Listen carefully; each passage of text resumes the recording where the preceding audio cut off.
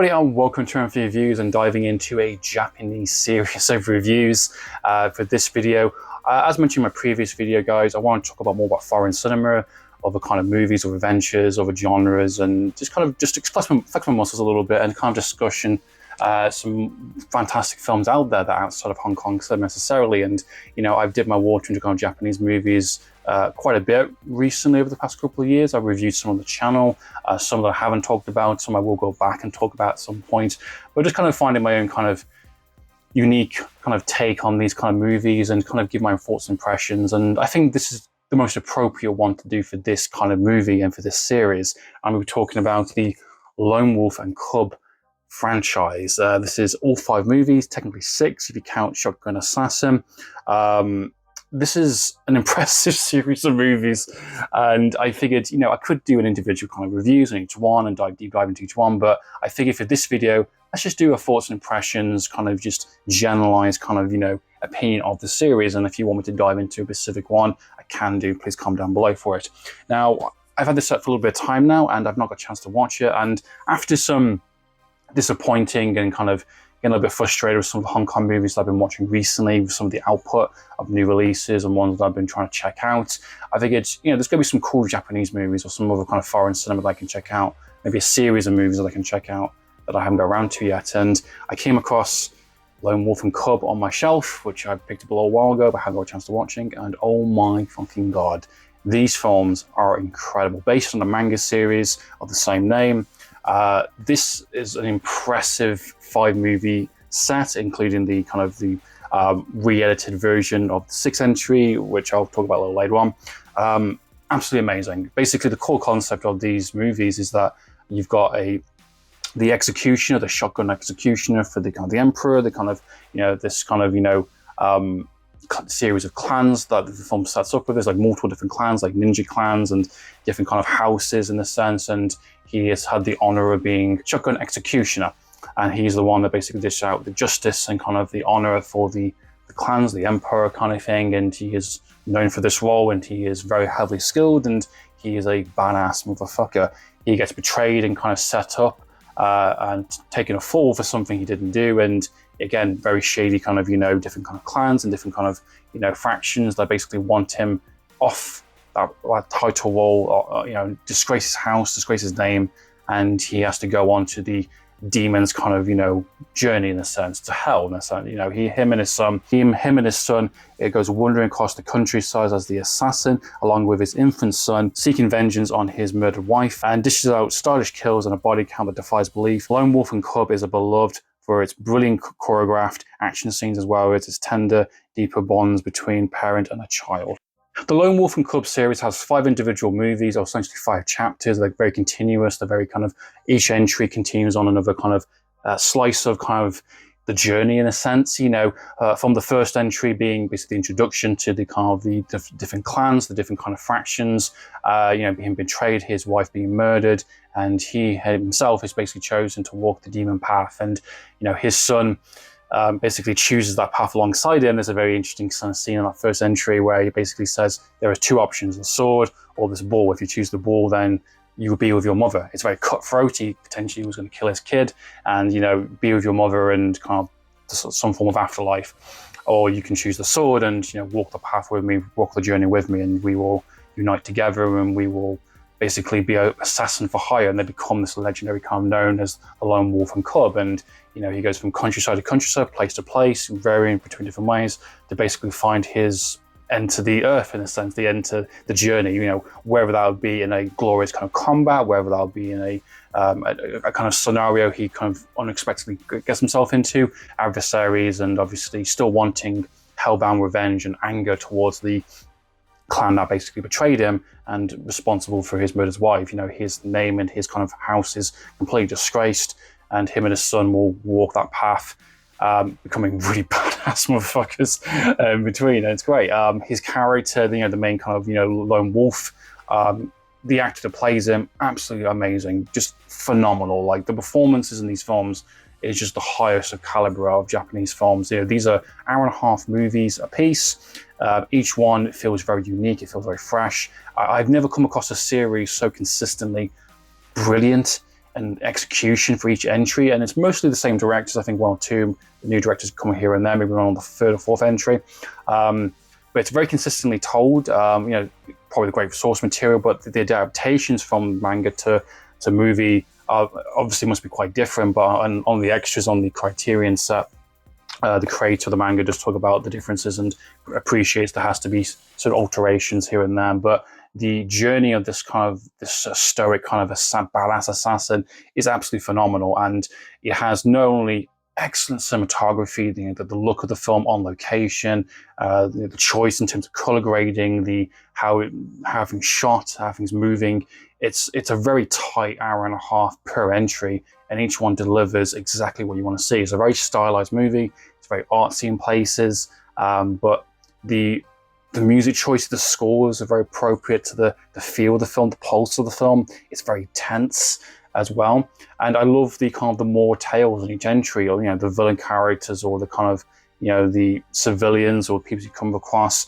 They're all very interesting, or well defined. They add something to the character. They challenge the character in a specific way, or and it all adds to this kind of really badass kind of nature that we get from the Lone Wolf. And at the same time, he is someone who has accepted his fate, and he will die in a glorious battle, going to hell essentially. And he cares for his son, but at the same time, he will put his son in danger. He will allow his son to defend for himself, and he believes in not kind of coddling him, but like allowing him to make his own path. And there's various kind of entries where his son has got up in a situation, and he's been worried, and you can tell he's worried, but he doesn't say it. He's kind of his facial expressions, his kind of demeanor says it all without saying it. It's very, very clever how they kind of frame that relationship. And there's moments where the son's getting like a whipping in public, and he's just watching. You're just watching it. He's not interfering. He's not saying anything. He's just allowing it to play out because his son is walking on that same path that he is.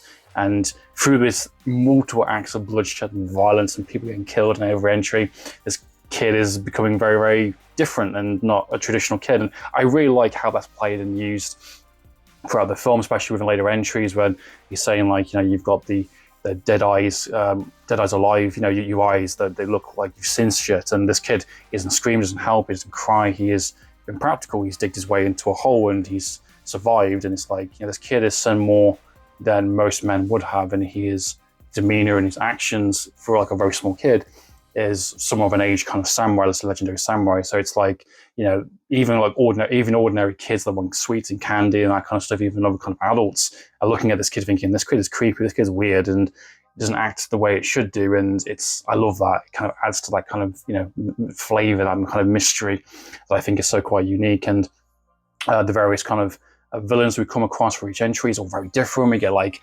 ninjas, we get, female mistress kind of assassins, we've got, gangs of kind of, armies of kind of villains. We get jealous kind of kings and emperors, and there's all sorts of variety of villains in the film. And we even get some really kind of weird ones, like supernaturalish kind of ones towards the end as well. I won't ruin too much of them, but each villain is quite different. There's even one movie where it's kind of like a whodunit, where like, they're trying to find the Lone Wolf and Cub.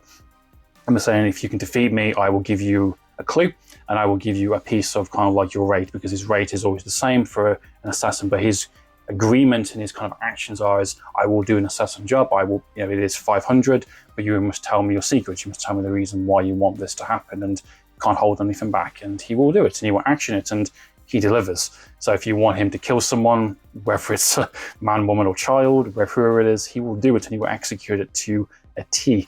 But he wants complete honesty and complete kind of, transparency in that transaction kind of thing. And I like that. I really appreciate it. I like the fact he's kind of also sticks up for the little person. There's quite a few times where he's in situations where he's like refuses to kind of give in, or, to kind of let the person, give up. He will willing to, humiliate himself for a situation to help someone, without kind of saying it. Again, he's not someone who is saying sorry or thank you or please, whatever. He's just someone who is observing. He's listening. He kind of cuts through all the bullshit, and he will do what he thinks is right, and he will do the actions of that according to him, which I think is really interesting. And he's still has that honor code. He still has that kind of respect. you know, despite the fact that the demon path he walks, and you know, he's an outsider, he's someone outside of all these kind of mixture of conspiracy games, theories kind of going on. And I love how each series kind of adds on to that kind of thing. And there's a lot of situations where he's in a lot of danger, or he's injured, or he's close to almost being killed, kind of thing, which is interesting. So he's not an invincible person. He's not a Jimmy Wan-Yu kind of character where he's just mowing down people left, right, and center in terms of, you know, coming off scot-free. He's extremely skilled, extremely kind of precise on his actions, and you know, his noble kind of, you know, intent. And he is a person still. He still gets injured, he still gets wounded, you know, he does need assistance from time to time. He's a character that we invested in and care about, and we want to see what that journey goes, and especially with that relationship between him and his kid. I will say the cinematography, the choreography is absolutely fantastic. The sword play is some of the best I've seen. It's really brilliant. The violence is incredible, obviously very inspired. Later one would be from Kill Bill, which is taking inspiration from this film. Very practical in terms of those kills, very unique in terms of how it's set up and shot, and they change it up. It's, you know, it's never the same thing all the time, and even if it is, it's, you know, it's small little set pieces and little moments, interactions, which I do appreciate. You know, characters think they're bigger than him, or you know, they think they're scarier than him, but no, they all made the same end of that blade, and his actions are always the same. He kind of, you know, taps it and then puts it back in. It's incredible. His reflexes and his kind of sense, you know, is really well presented in the film, which I really do appreciate. The cart as well, and the kid is also very interesting. As mentioned, they really flesh him out and do a lot with him. The cart, I won't say too much if you don't know, but they use that cart to the full extent, and there is some very surprising stuff. It almost comes a bit of like a Clint Eastwood Western in places inspired. So definitely it changes it up, not only with the sword play, the kind of the fights, but also kind of the gunplay as well. There's also some explosives, there's different types of techniques and different types of sword stance kind of thing, and different challenges that do happen, which I really do appreciate. And there's a really consistent theme of this idea of what is a good samurai, what is an honorable samurai. And overall, I think each entry is absolutely fantastic, and I think it adds on to this kind of journey and this character that you really are invested in. You really want to see what the conclusion is. Unfortunately, they didn't finish it.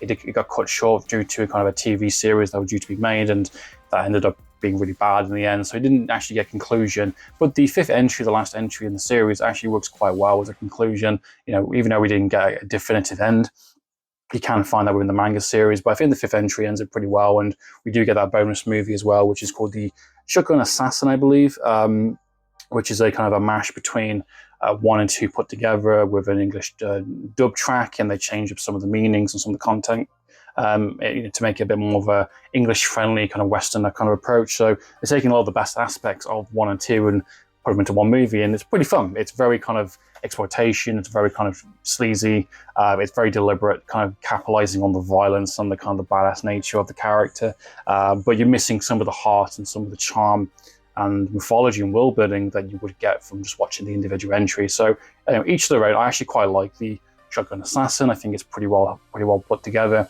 but if I'm going to watch him, I probably would watch the individual entries because they're so good that I would be robbed on missing out. The film, which you can find on the Eureka edition, which is absolutely brilliant. So here we go. I'll just show you the.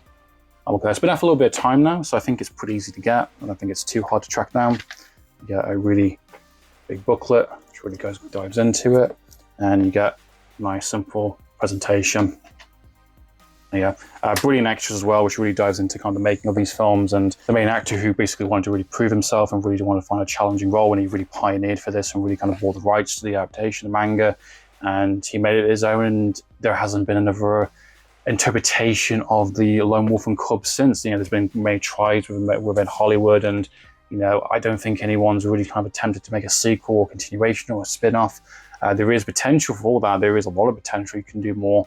But I'm happy with the fact we get 5 really great entries and a really cool kind of, you know, mashed together film, kind of exploitation film with the Shogun Assassin. And that's it. There's nothing more. There's no remakes. There's no legacy sequels or anything. There's just 5 great movies, and you get a great manga series as well, which you can check out alongside it. That's been my thoughts and opinions on the Lone Wolf and Cub series. What are your thoughts, guys? I'd love to know your thoughts and opinions. Please comment down below. Eventually, I might do an individual reviews for them. So meantime, guys, down for the reviews. Signing out.